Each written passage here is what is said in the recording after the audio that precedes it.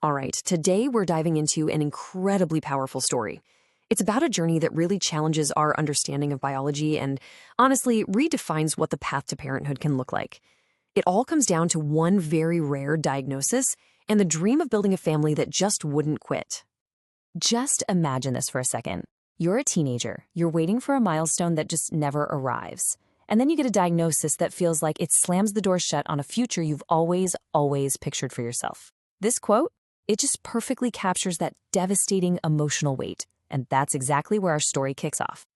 So, what was this life-altering diagnosis? Let's get into it and break down the medical reality that really set the stage for this whole incredible journey.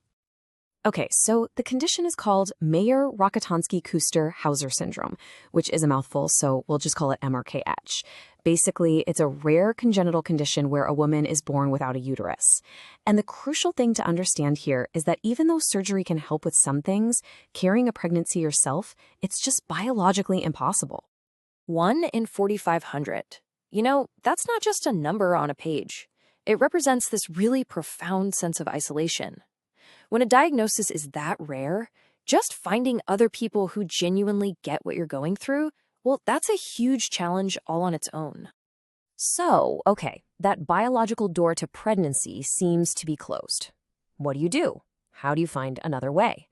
Well, this next part of the story is all about navigating this super complex web of medical science and even international law, all to find that one realistic path forward. And this slide just lays out the logic perfectly. The first point here is absolutely key.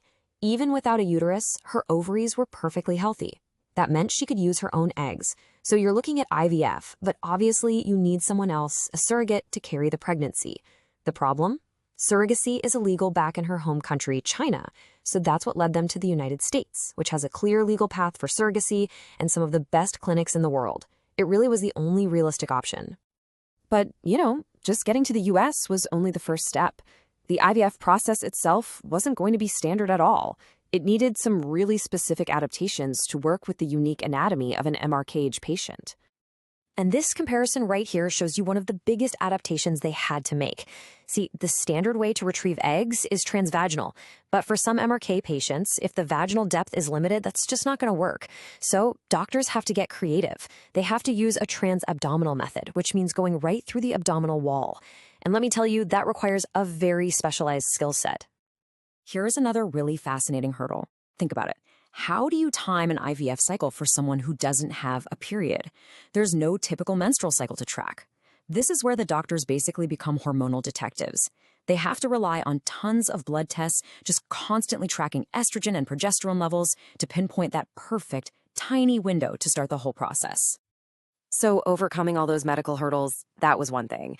But the emotional journey, wow, that was a whole other battle. This next part of the story is all about just incredible persistence, especially when faced with repeated, crushing heartbreak. Man, this timeline really puts that emotional roller coaster into perspective, doesn't it? I mean, they went through 2 egg retrievals, they got viable embryos.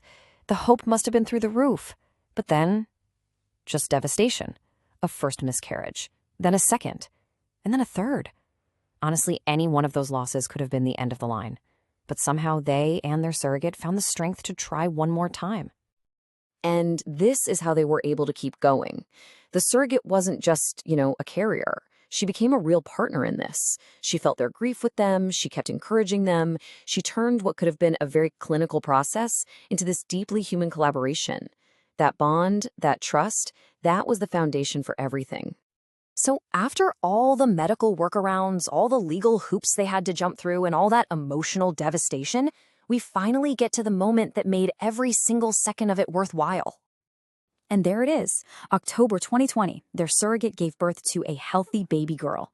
Just a moment of pure, indescribable joy and gratitude. All made possible by science, by the law, and by the incredible kindness of another woman. So this whole incredible story really brings us back to a fundamental question, one that might seem impossible to answer at first. And the answer is a big, emphatic yes. It takes a combination of advanced reproductive tech and, of course, the help of a gestational surrogate. But yeah, a biological connection is absolutely possible. So when we look back at this whole journey, what are the really crucial things to take away from it? Well, first, there's the science. The fact that ovarian function is typically normal is the key that unlocks everything. It means a patient's own eggs can be used. Second, you have the process. IVF creates the embryo, and then a surrogate provides the womb. But finally, and this is so important, there's the human element. This journey is so emotionally demanding, which makes things like psychological counseling and support groups absolutely essential. They're not just helpful, they're crucial. You know, at the end of the day, this story is just such a powerful reminder. It shows us that a diagnosis doesn't have to be the end of a dream. It's really a testament to the idea that the frontiers of what makes a family are always being redrawn by human resilience, by incredible science, and by simple, powerful compassion. And that really just leaves us with this one final thought to chew on. As science keeps advancing, and as our understanding of human connection gets deeper, the very definition of family is just going to keep evolving. It makes you wonder, right?